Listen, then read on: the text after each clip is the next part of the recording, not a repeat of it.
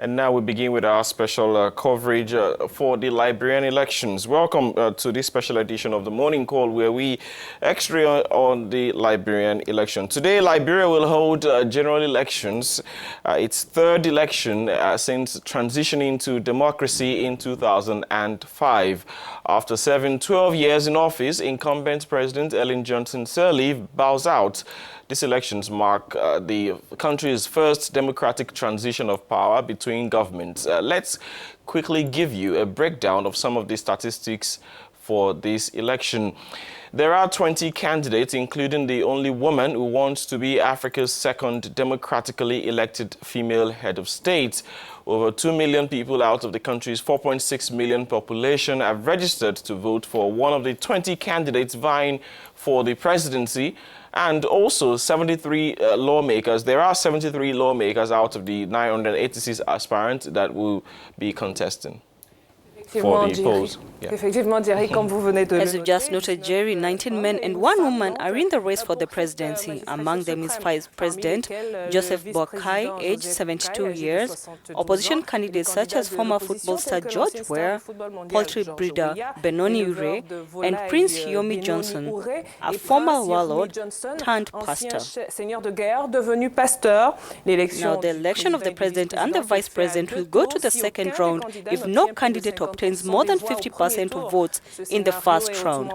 Now, the scenario is highly likely this year, given the number of candidates. The president and vice president are elected for a 6-year term, while the 73 members of the lower house will also be elected for a 6-year term. Let us now quickly bring you what some of the authorities in Liberia have been saying about the elections and their preparations. Dispatch every major materials from headquarters. What we're doing now is local distribution of materials. That's just like 1 or 2 counties, and we are happy that we are on course with everything.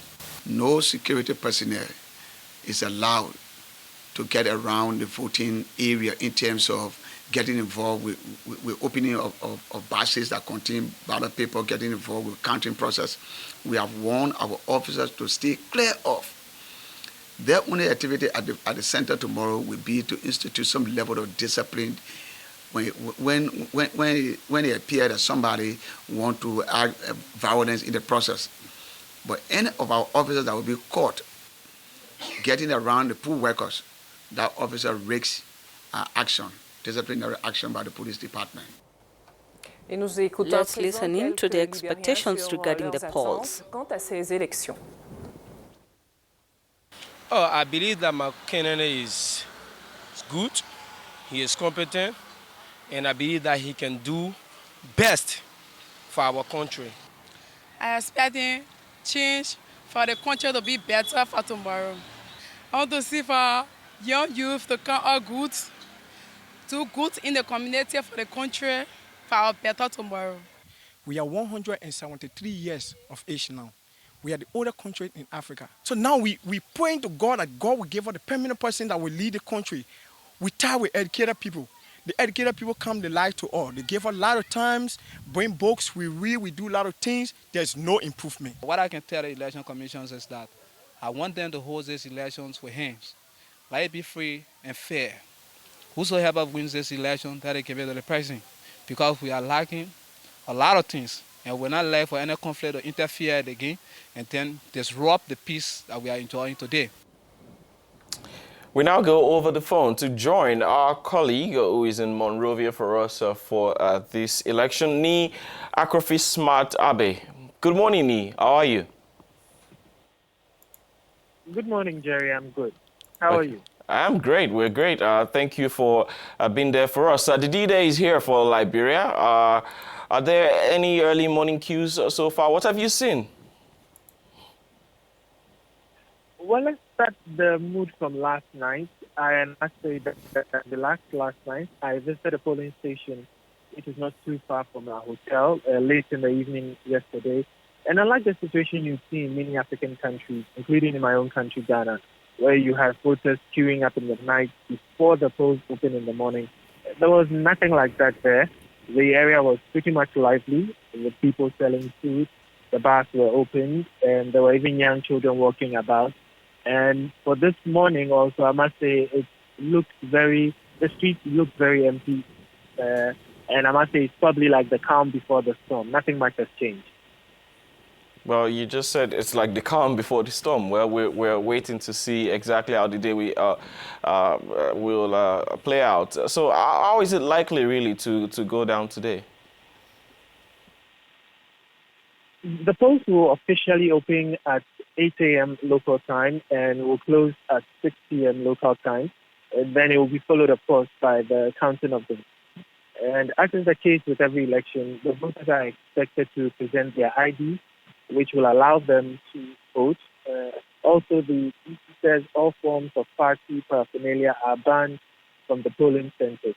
And with regard to final declaration of results, the National Elections Commission has up to 2 weeks to come out with the final results. So the tentative date making the rounds for the final results is October 25.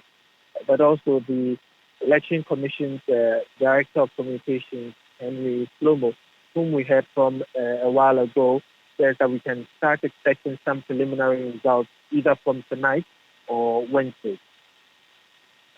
Nee, how crucial is the outcome of this election? It is the first transition from one elected government to another in Liberia, and, well, many are expecting it to be challenging, isn't it? Indeed, the stakes are really high in this election, especially as voters hold the strong view that the Unity Party government led by President Sirleaf failed to bring about the much-needed development for this responsible society. So there's been lots of talk about change, but the thing also is you can count up to about 4 or 5 candidates who are considered favorites in this race. So it will be interesting to see if any of these favorites emerge victor at the end of the day.